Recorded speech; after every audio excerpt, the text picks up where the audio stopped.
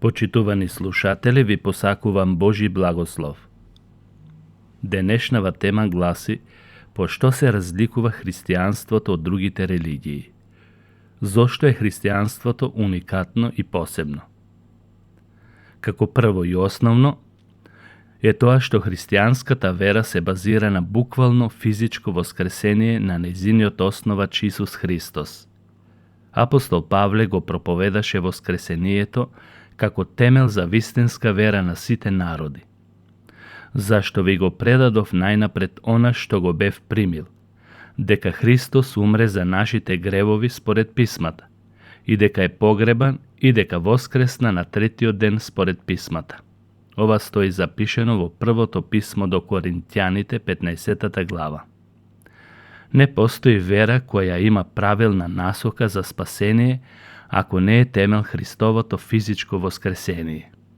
Сите негови дела, смрт, воскресение се во согласност со писмото.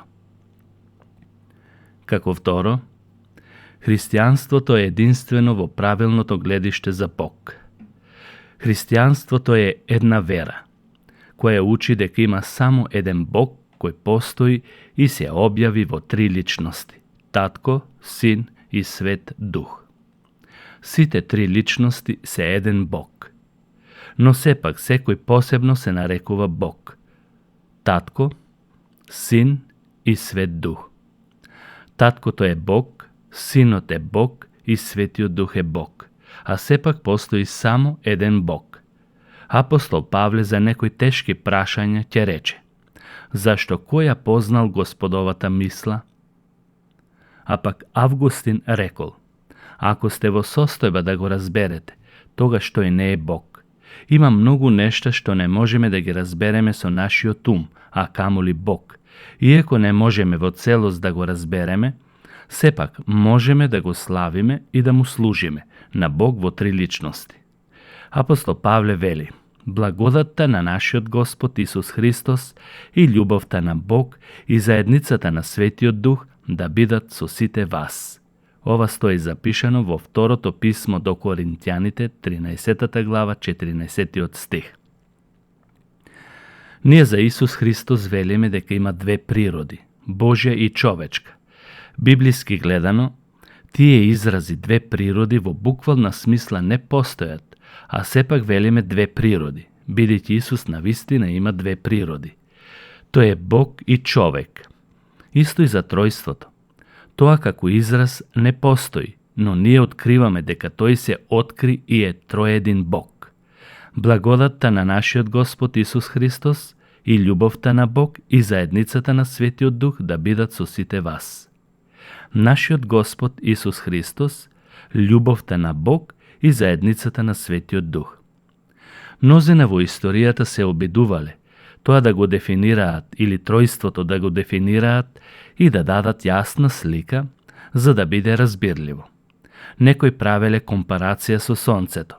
Таткото е извор на енергијата, јадрото, Синот се сончевите зраци кои вршат посредничка улога, а Светиот Дух е топлината што допира до нас.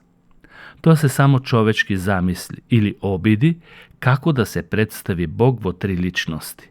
А инаку, неговата објава е токму таква, Бог во три личности. Во теологијата или според библискиот концепт, таткото се смета како извор на нашето спасение. Синот е посредник на тоа спасение кое го изврши за нас, а Светиот Дух се испраќа од таткото и Синот во нас преку вера и живее или пребива и ги дава плодовите како и можноста да го разбереме тоа што е од суштинска важност за нас, особено патот на спасението. Таткото Бог, Синот Бог и Светиот Дух Бог дејствуваа и во Стариот Завет во создавањето на се и водството на Божите слуги. Само разликата е во тоа што не беше обелоденето и откриено така како што го гледаме јасно во Новиот Завет. Зашто Божјата објава е постепен процес на објавување со кулминација во отелотворувањето на Синот и излевањето на Светиот Дух на денот на Педесетницата, како продолжување на Христовото дело. Тоа се 3 важни периоди во историјата на човечкото постоење. Прво, теократија, тоа е Божјо директно владење. Второ, христологија, отелотворување и Христово откупно дело. И трето, пневматологија, тоа е ера на Светиот Дух и присуството на Духот во Божјиот народ. Кога Исус беше крстен, го гледаме тројството соединето во едно. Таткото зборува со глас, Синот се крштава, а Светиот Дух се објавува во вид на гулаб.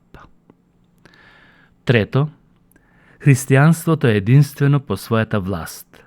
Тоа има и прифаќа 66 книги на Стариот и Новиот Завет, инспирирани или вдахновени Божи зборови од Светиот Дух, кои ни се дадени како темел за верата и животот.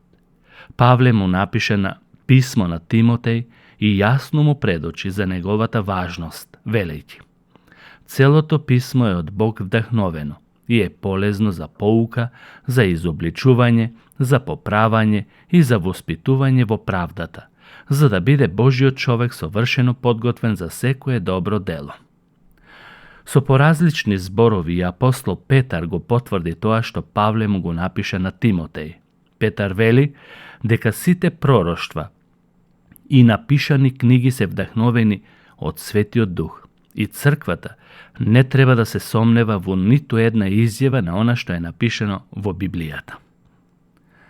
Како четврто, христијанството е единствено по своето влијание. Новозаветната црква е основана околу 33-та година во Ерусалим на денот на Педесетницата, кога дојде Светиот Дух. Во просторијата, каде што го чекаа ветувањето, што Исус им го даде, беа собрани 120 ученици, заедно со апостолите. Од тој ден, нивниот број се намножи на 3000. Потоа бројот се зголемуваше и достигна до 5000. Подоцна во 4. век, во Римската империја христијанството стана официјално и многобројно и се повеќе се ширеше.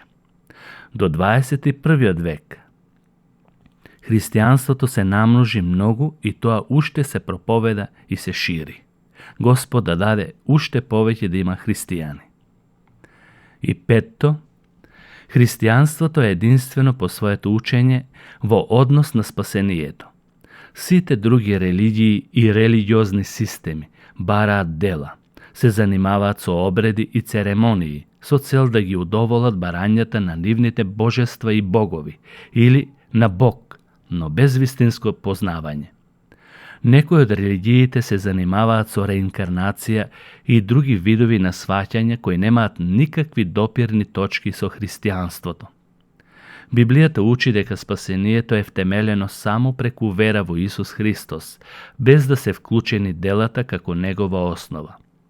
Павле во сите своји посланија тоа го нагласуваше, зашто по благодат сте спасени, преку верата, и тоа не е од вас самите, тоа е Божи дар.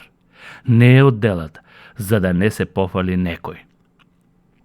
Спасението е исклучиво Божи дар, не е човечка заслуга. Има и други посебности кои може да се набројуваат, но тие представуваат како основа по која се разликува од другите религии. Само христијанската вера учи за воскреснат Исус, која победи смртта и кој се објави како Божи син, Бог во тело, да му даде спасение на човекот, на човечкиот род преку вера во него и неговата застапничка жртва. Секој што ќе го признае Исус со вера дека умре на крст и по 3 дена воскресна од мртвите, ќе добие спасение за вечен живот. Прекрасно е да се христијанин, роден од вода и дух преку Светиот Дух, кој што е темел за спасение. Бог да ве благослови, почитувани слушатели. Амин.